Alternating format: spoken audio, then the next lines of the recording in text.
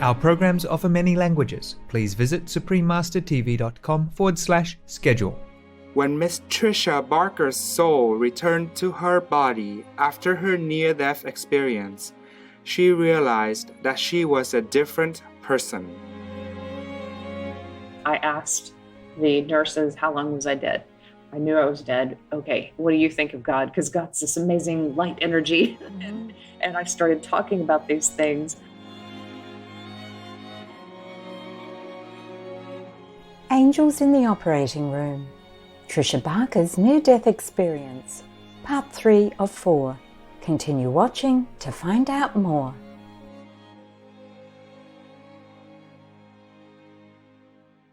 Greetings, positive viewers. I'm Soban. The people of Afghanistan wish you always awaked in the eternal blessing of our glorious Mother Nature.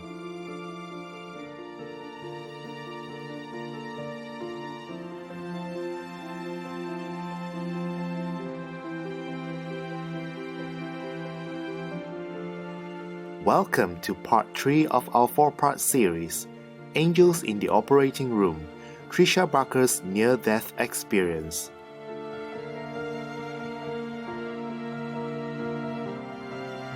During her soul's journey to another plane, Miss Tricia Barker learned many lessons. When she returned to her earthly body, she realized that she was different, that many changes had taken place.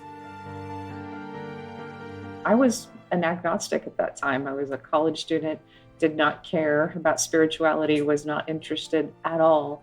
But 17 hours later, and I have to tell you, I knew with absolute certainty that the spiritual form goes on. Our spirit, our soul continues on long after the body has deceased. I was immediately different. Even as soon as they pulled the tracheotomy out of my throat, I asked the nurses, how long was I dead? I knew I was dead. Okay, what do you think of God? Because God's this amazing light energy. And I started talking about these things.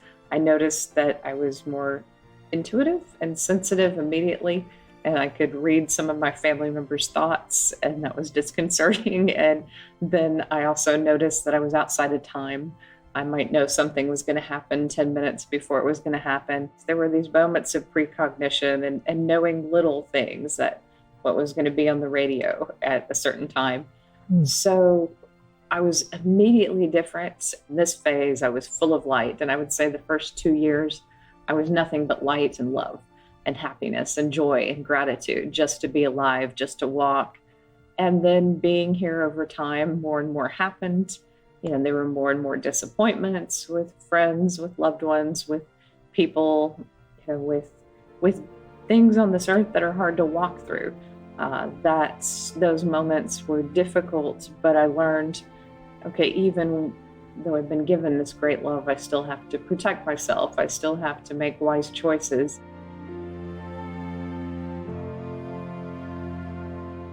Through her near-death experience, Miss Barker came to understand more clearly how to live a happier, more fulfilling life.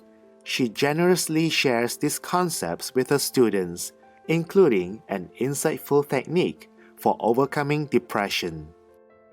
I think love in action is what gets us out of that depression. And I understand it because I was given a particular mission, and I'm so glad I was given that mission because that kept me in a good space. There were so many students over the years, junior high, high school, college, who were hurting, and I had that opportunity to help them.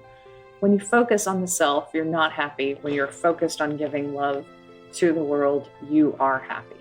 When you're in the flow of God and you're giving love to this world, you're connected to that love again. So you might say every day, thank you for that experience. Thank you for that connection to love. How can I give it to this world? Can I volunteer to teach kids to read? Can I bring Meals on Wheels to the homeless people, to elderly people? Can I feed the homeless? Can I do something just kind every day for random people? Can I be grateful? Can I bring that love to myself? One thing I teach my students is meditation, and we will have at least every semester one meditation. And sometimes people are hurting so deeply that just meditation is a place to begin to connect to a little bit of that peace and that love of God, that the near-death experience is very profound, but you can bring in small doses, connection to God, whether that's in a spiritual community, a church, meditation, nature. There's so many ways to begin that practice. But if you take that time and you ask for that loving energy of God to come into your life in that moment, in that meditation, in that prayer, sometimes it does flow through you and it does take away that fear and that pain. And sometimes you have to do it for months and months before there's any change. I tell my students who are in deep fear and deep pain, you might just breathe a little better. After your first 10 meditations, you might find that, oh, maybe I am a little more relaxed, or I am breathing a little bit deeper, or I'm stopping before I get angry in traffic, and I'm stopping before I get angry at this person, and taking a breath and realizing greater peace in my life. And that might be the beginning of a change.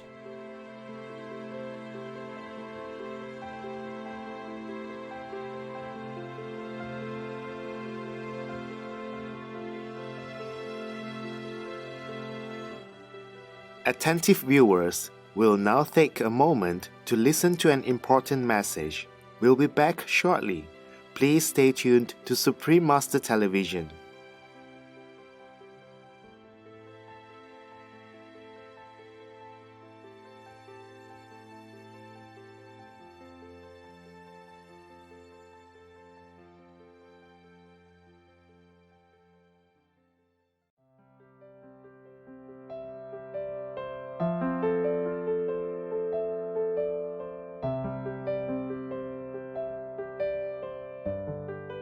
Welcome back to our discussion with Ms. Tricia Barker, a longtime teacher.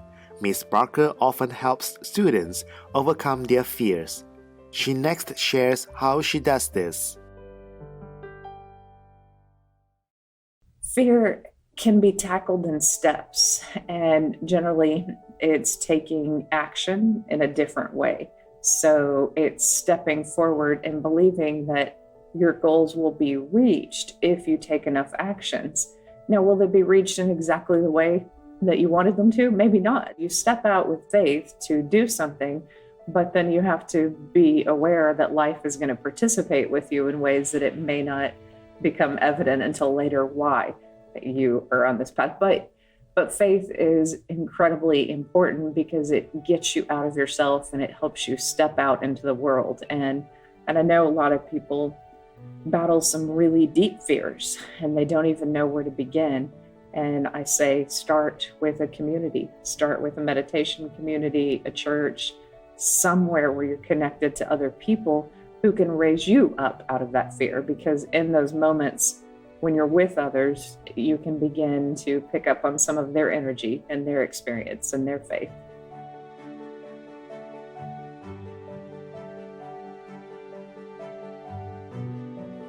During her near-death experience, Ms. Tricia Barker had a great spiritual awakening, but most of us have not had this experience.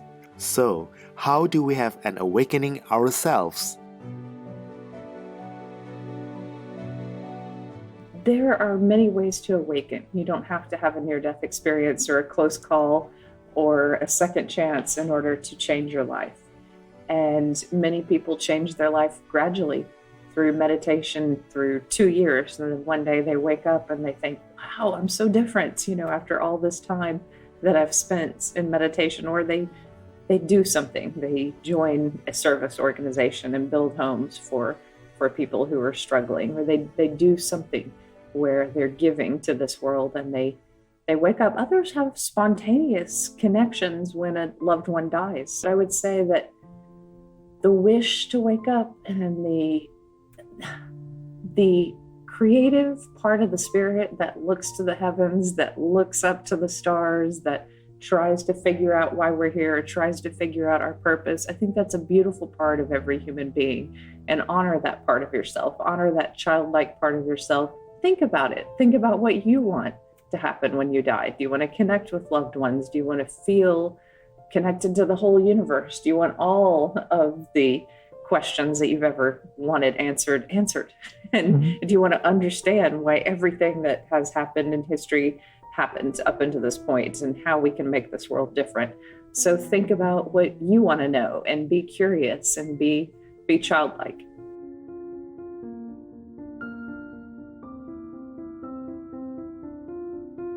After 20 years of integrating her phenomenal experience into her life, Ms. Barker wrote a book about her near-death experience and has been grateful about how her book is able to touch others, awakening something within them as well.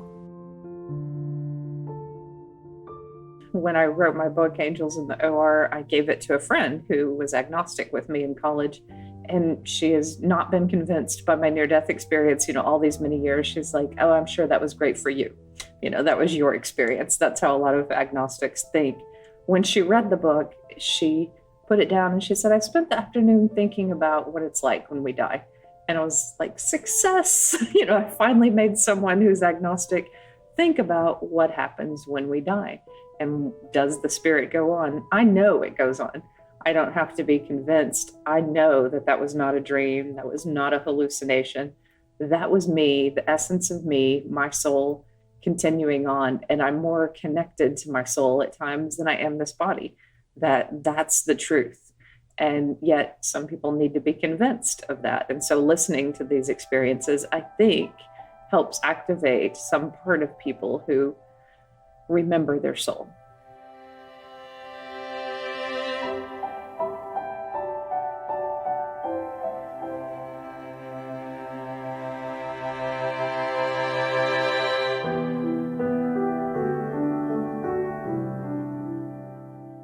We once again sincerely thank Ms. Tricia Barker for sharing her remarkable experiences with our viewers. For more information about Ms. Tricia Barker, please visit triciabarkernde.com. Wondrous viewers, thank you for your company today. Please join us again on Monday, January 13, for the concluding episode in this series. Coming up next is 4 Types of Beings in Our Life, Part 2 of 6, on Between Master and Disciples, right after noteworthy news. Through the immense grace of the Divine, may you be protected and spiritually uplifted each day of your life. Our programs offer many languages. Please visit suprememastertv.com/schedule and suprememastertv.com/ss. Nos programmes offrent plusieurs langues. Veuillez visiter suprememastertv.com/schedule et suprememastertv.com/ss. Nuestros programas ofrecen varios idiomas. Visiten suprememastertv.com/schedule y suprememastertv.com/ss. Unsere Sendungen bieten viele Sprachen. Gehen Sie auf suprememastertv.com/schedule und suprememastertv.com/ss.